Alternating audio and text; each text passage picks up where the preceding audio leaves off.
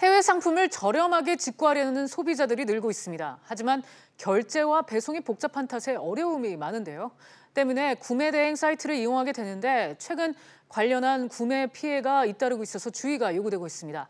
강신업 변호사 모시고 자세히 얘기 나눠보도록 하겠습니다. 변호사님 어서 오세요. 네, 안녕하십니까. 네, 변호사님 이 해외 직구 구매 대행 사이트 종종 이용하십니까? 저는 뭐 많이 이용 안 하는데 네. 집에서는 뭐 좀 이용하는 것 같습니다. 아, 그래요? 네. 네. 뭐 주로 어떤 물건들 사시나요, 집에서는? 글쎄 뭐 아무래도 우리나라에서 사기 어려운 물건들이 네. 있고 또 경우에 따라서는 해외 직구하는 것이 많이 싼 것이 있는가 봐요. 그런가 봐요. 그래서 이제 그렇죠? 가격이 많이 저렴한 것들 네. 이런 것들이 이제 인기라고 그러네요. 네, 요즘 워낙 소비자들이 현명하게 소비하는 것에 대해서 굉장히 중점을 두고 계시니까 이 관심 있는 해외 상품을 저렴하고 또 합리적인 가격에 구매할 수 있어서 직구를 많이 하게 되는 것 같습니다. 이렇게 이제 해외 직구 쪽이 늘면서 덩달아 성장한 게 바로 구매 대행 업들이죠. 아무래도 이제 편리함 때문이겠죠. 네, 해외 직구가 기본적으로 그 건수 대비로는 작년에 비해서 올해 상반기에 36%가 늘었고요. 그다음에 금액 대비로도 비슷하게 35% 정도 이렇게 늘었습니다. 근데 원래 이제 올해 그 수입량이 13%가 늘었다고 그래요. 그런데 해외 직구는 그거의 3배가 는 거니까 일단 해외 직구가 폭발적으로 늘었다. 먼저 이것이 이제 원인이고요. 그러면서 이제 구매 대행도 굉장히 거기에 따라서 구매 대행을 하게 되면 좋은 것이 이제 직접 안 가도 되니까 네. 일단은 시간을 벌 수가 있고요. 그다음에 해외에서 사면 이제 비용이 저렴하다는 것이 하나 있고요. 그다음에 지금 이제 중국에서 이제 가전제품이라든가 미국의 건강기능식품, 그다음 일본의 이제 완구류 이런 것들이 굉장히 인기거든요. 그래서 자기가 원하는 것을 값싼 가격에 살 수 있다. 이것 때문에 지금 해외 직구가 늘고 있고 해외 직구가 늘다 보니까 구매 대행도 같이 는다.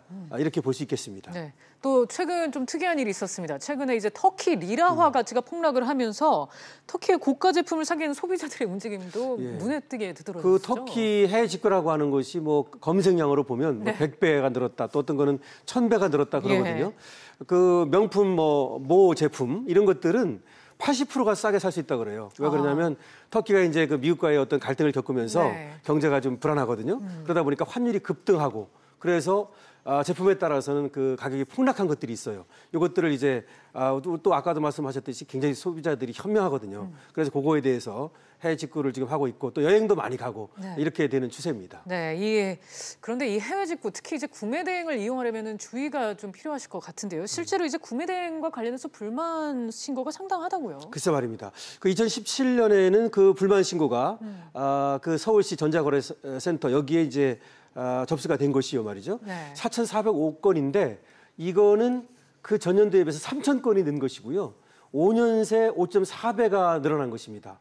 그러니까 해외 직구도 늘어나면서 그와 관련된 구매 대행 서비스에 대해서도 불만이 많다. 이렇게 볼 수 있겠는데요. 그래서 소비자 상담한 거는 저렇게 되고 그다음에 소비자 상담까지는 안 갔다 하더라도 민원이 발생한 것이 15,000건인데 해외 직구 전체가 15,000건인데 구매 대행이 그 절반입니다. 그러니까 해외 직구가 15,000건인데 그중에서 한 7, 8,000건이 구매 대행에 대한 불만이다. 이렇게 볼 수 있죠. 알겠습니다.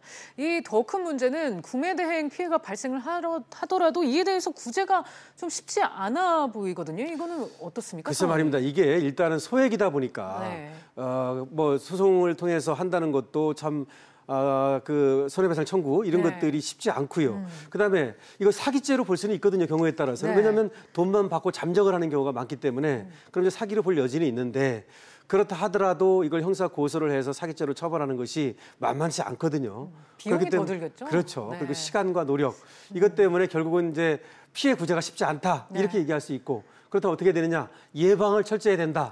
이렇게 이제 볼 수 있겠죠. 네.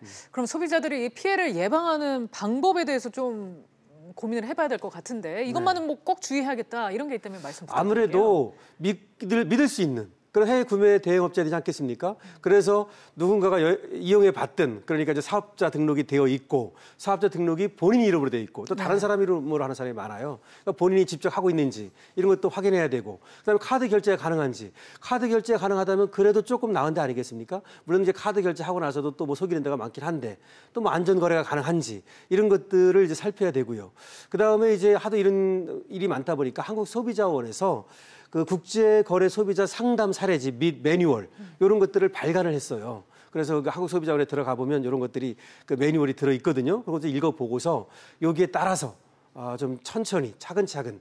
그러니까 먼저 가격이 싸다 그래서 우르르 몰려갈 것이 아니라 정말로 이것이 싼 게 아니라 내가 돈을 좀 적게 줬다가 다 뛰는 것은 아닌지 이런 것들을 살펴보고 현명한 소비를 해야 되겠죠. 네, 결국 이제 소비자 스스로 피해를 예방하는 게 최선이다. 뭐 이런 말씀인 거죠. 하여튼 내 돈이 나갈 때는 확실히 꼼꼼히 살펴보고 돌다리도 두들겨보고 이렇게 하고 소비해야 됩니다. 네, 내 돈이 나갈 때는 반드시 꼼꼼하게 소비를 하는 방법이 필요할 것 같습니다.